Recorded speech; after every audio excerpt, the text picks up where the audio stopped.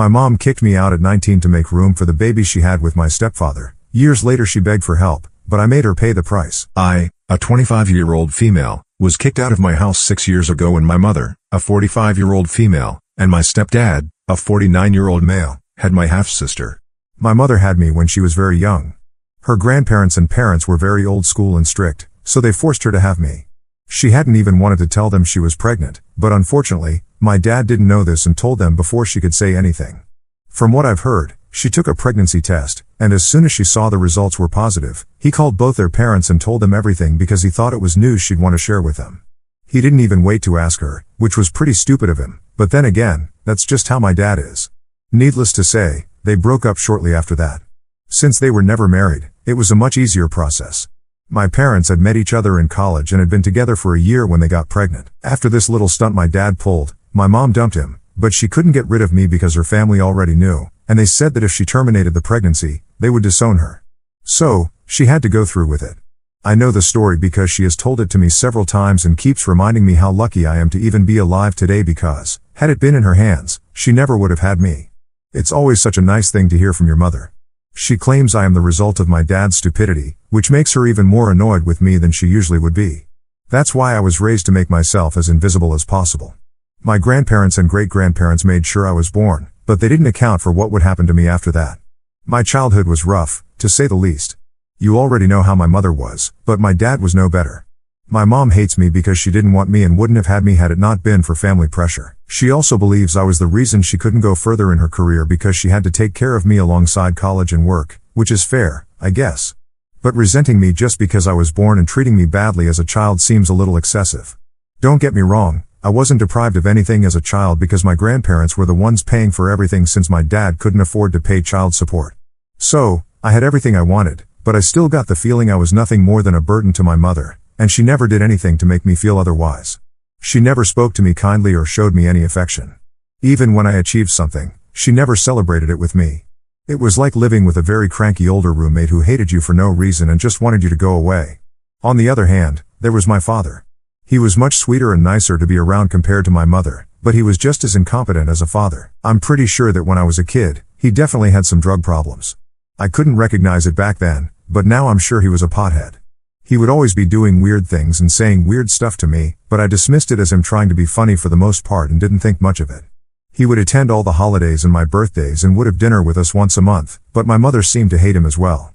I could always hear them fighting about his behavior. My mother didn't want me, but she was stuck with me because her family had decided my dad wasn't capable enough to take care of me, and honestly, they were not wrong. They had to decide who would raise me for the most part before I was born, and my mother's family made sure she took the responsibility. My dad only got to see me on weekends, but even that was implemented only after I was a certain age. Before I was 10 years old, I lived with my mother full-time and only saw my dad a couple of times a month. After that, I was allowed to live with him on weekends. It was a downgrade because, after I turned 10, I realized my dad was definitely not ready to be my father. He lived in a tiny apartment, and it was very apparent he could not afford to live the kind of lifestyle my mother was used to because he lived in poverty. The living room had a distinct weed smell. I also knew he was unable to hold down a job for long since my mother would complain about it all the time. She kept telling me that if my dad wasn't a complete idiot, she would have been able to pawn me off to him for at least half the week instead of just the weekend without her family hounding her about it.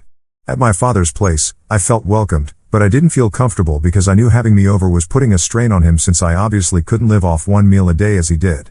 Nevertheless, he still made an effort to cheer me up whenever I was at his place.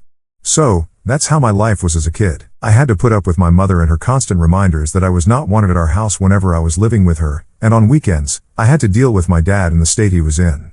When I was around 15, my mother started dating my stepdad, Jeffrey. He was not a bad guy, but he was not a good guy either. He was simply indifferent to me, and if I'm being honest, that was much better than my mother and my dad. He didn't talk to me, I didn't talk to him, and it was all peaceful. They were together for a few years, and then when I was 17, they got married. 2 years later, they announced they were pregnant. I wasn't really concerned about it because it had nothing to do with me. I was still going on with my life and sticking to my routine as usual, but I had no idea what was about to come. When I was 18, I decided to take a gap year instead of going to college to get some work experience for later. I regret that decision. I should have just gone to college when I had the chance because my grandparents were ready to pay for it. A few months after my 18th birthday, my mother and her parents got into a very bad fight because of some stupid little thing I don't even remember, and they stopped speaking to each other. This also meant they stopped sending money for me, and I was on my own. Thankfully, I was working as an intern at the time, so I was getting some money. On my 19th birthday, I started applying to colleges, and my mother was 7 months pregnant at the time. Even then, she didn't tell me anything about what was going to happen when my half-sister was born. However, just a week after my half-sister was born and my mother had come home from the hospital, she and Jeffrey sat me down and told me they had something important to tell me. I was taken aback because I couldn't imagine anything my mother had to say to me that could lead to anything good. When they started talking, they told me they needed the room in the house because, now that my half-sister was born, they were going to hire a full-time nanny, and they needed to give her a room to stay in. There was the master bedroom, which my mother and Jeffrey used, my room, and a guest room. My mother told me they were going to repaint the guest room and make it into a nursery. Of course, they couldn't let anybody into their own bedroom, so it was about time I left the house because I was already 19, and as an adult, I had no reason to be living with my parents still because it was getting weird, and they needed their privacy. I thought it was quite shocking because, even though I was legally an adult, I still needed a home because I was going to have to come back from college eventually, and then I would need a place to go. I told my mother about it, and she said that whenever I needed to come back, I could just go live with my dad. But that was not possible because, at the time, my dad had turned into a serious addict. Not only did he have a drug problem, which was bad enough even if it was just weed, but he had also developed a gambling addiction, and his home was not the kind of place anybody would want to go to. I obviously couldn't go live with my grandparents because they were not on speaking terms with my mother, and if they didn't want to speak to her, there was no chance they would want to speak to me because, to them, I was just an extension of my mom. This is also why I had never had to worry about money before because, since my grandparents wanted to take care of my mother, they also took care of me. But once their relationship was over, so was ours. I knew this because I had tried to get back in touch with them several times but with no luck. It was bad enough that I was getting kicked out, but I also had to start thinking about how I was going to pay my way through college because, while I was applying, I had assumed my mother would do it for me. I knew she hated me, but I thought going to college would mean I would be away from her and the family, and she would want it that way. But when she told me she was kicking me out of the house, I asked her if she would be willing to pay for me to go to college. She just laughed in my face and said that not only was she kicking me out, but she was also cutting off any ties she had with me because she had done her time, and now that she was not even in touch with her parents anymore, she had no reason to keep me with her. I was shocked that anyone could be capable of being so cruel, and I ended up crying. She just made a face and told me that if I was going to cry, she would rather have me do it outside the house because I was ruining the vibe of what was supposed to be an otherwise happy day. Before that day, I had never said anything to my mother because I didn't want to argue with her or waste my own time. But that day, I decided to stand up for myself because I was not going to get kicked out of the house silently. I would go kicking and screaming, but I would let her know exactly what I thought of her. I told her she was a terrible mother and had always been one, and I was actually glad I was getting rid of her finally, and my life would be much better off without her. To that, she just turned around and told me she didn't care about any of it and just wanted me to leave because, now that she and her husband had a real daughter, she didn't need me anymore, and I was just as unwanted as I was before, if not more so. I broke down once again, and I think it was pretty much the worst day of my life. But I still collected myself a little while later, packed my things, and left the house, never to look back again. Once I left, I headed straight to my dad's place. I knew that no matter what state he was in, I was going to correct it and make the best of my situation because I was not going to let both my parents and their lackadaisical attitude ruin my life. Once I got there, I realized my dad was in pretty bad shape, and his house was even worse. I couldn't even tell the last time it had been cleaned thoroughly from the looks of it. There was trash all over the floor, and he probably hadn't showered in a really long time. By then, I knew he hadn't had a job for almost a year. He was losing money left and right because he had a gambling addiction. He was lucky that his dad had passed away a couple of months ago and had left him a bunch of money, which he was now squandering. As soon as I reached my dad's, he tried to tell me he was happy to see me, but he was too high to actually say anything. He just smiled at me and thought that would be enough, but I was not in the mood. I had already been having a very bad day, and I just couldn't deal with it anymore. He had a joint he was smoking, so I walked up to him and smacked it out of his hands because I was going to make sure he stood up as a parent and did everything for me that he hadn't been doing for as long as I was alive. I was not going to let his bad habits ruin my life. So, I told him I was here to stay for good because my mother had kicked me out, and now he had to make up for everything he hadn't done for me and really clean up his act. He thought I was kidding and tried to pick his joint up off the floor, but that's when I lost my temper and ended up slapping my dad right across the face. I regret it. I shouldn't have done that, but I was losing my mind about my future, and I just lost sight of what was important in that moment. So, I ended up doing that, but it didn't lead to anything bad, so I guess it was meant to happen. When I slapped him, I immediately started apologizing, but he was really mad, so he went back into his room and shut the door. There was only one room to begin with, so I decided to stay in the living room. The next morning, my dad was the one who came to me and asked me what exactly had happened the previous night. He had sobered up by then, so I told him everything in great detail. I told him I needed his help and wanted him to clean up his act because I wanted a better future for myself, and for that, I would need his help and cooperation. He couldn't just gamble and stay high all day like he was used to. He was a little shocked that my mother had kicked me out and called her up to ask about it, but she didn't respond. That was the day it was decided I would live with him. Since he had no money, he could not afford to send me to college, but he promised me he would try his best to be a better father to me because that slap had really brought him back to his senses in a major way. It wasn't easy, and it was an uphill climb from that point onward. My dad relapsed into his old habits several times over the next couple of years, but I still stuck by him, and he promised me he would try to keep getting better. I couldn't go to college, but I couldn't waste my time at home either, so I decided to apply to a few companies for internships. I got picked for a few of them. They paid well, but not enough to sustain a nice lifestyle or to pay for college because, if I did apply to college, I would have to quit my internship, and then I would have no money. I wasn't ready to take out a student loan because, at the time, I wasn't sure if my dad would be able to do better in life, and I didn't want to dig a hole for myself that I couldn't get out of. So, I stuck to working, and whenever I was not working, I was doing household chores because the house had to be clean, and I couldn't allow my dad to live the way he had been living for so long. I wasn't the only one looking for jobs. My dad was also doing the same, but since he hadn't been working for a really long time and had a bit of a reputation because of his previous employers who didn't like him because he was always high on the job, he found it much more difficult than me. It was a lot more frustrating for him as well because his daughter was bringing home money, but he wasn't, and that was bound to get on his nerves. However, neither of us had anywhere to go, so in spite of everything, we had to stick with each other and deal with everything together. Then, finally, around 3 years ago, something great happened to us. My dad was working as a store manager, but it barely paid, and the hours were long. I was working as an accountant. It paid slightly better, but it was a very tedious desk job. However, one of my friends who lived in a different state told me her father was expanding his business and opening a new location in my city. This friend of mine, Aggie, had known me since we were in middle school together. Her parents got divorced, and she moved to a different state with her father, but she comes back for the holidays every year to meet her mom, and that's when we get together usually. She knew everything about me and what kind of trouble I had been through in the past few years. She had even offered to help me out with college tuition, but I couldn't take money from her because then I would know I owed her money, and I couldn't live with that. I had refused to take money from her and her father, even though they were happy to help me and were quite rich since her dad had a large-scale office supplies business. They made the decision to branch out recently, and she contacted me to let me know she had a job offer for me because she knew I was looking for something. I was a little scared that she was doing this as a favor to me, and I asked her about it. She said her dad wouldn't have usually considered someone my age for a position like this, but she had talked him into it because she knew I could do it, and I just had the drive and ambition.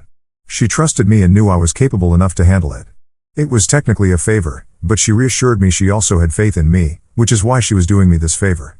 So, she asked me to become the corporate liaison for them, and I was happy to accept that position.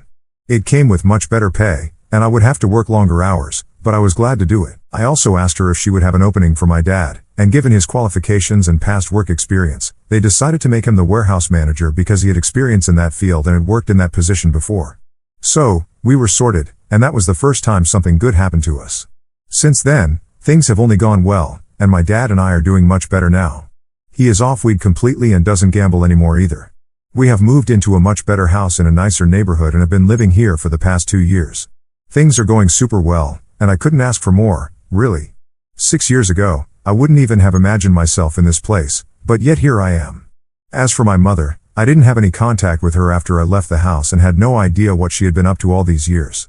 But 2 weeks ago, she contacted me and told me she needed my help. She sounded pretty desperate, and I could tell something serious had happened, so I decided to hear her out.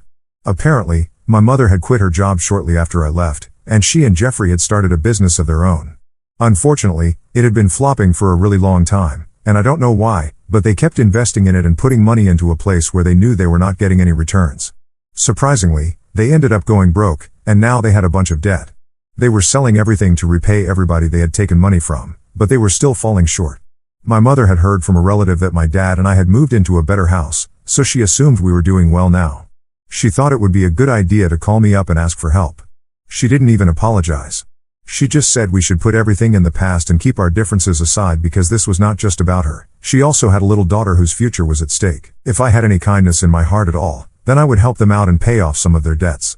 I thought it was very gutsy of her to ask me for help after what she had put me through.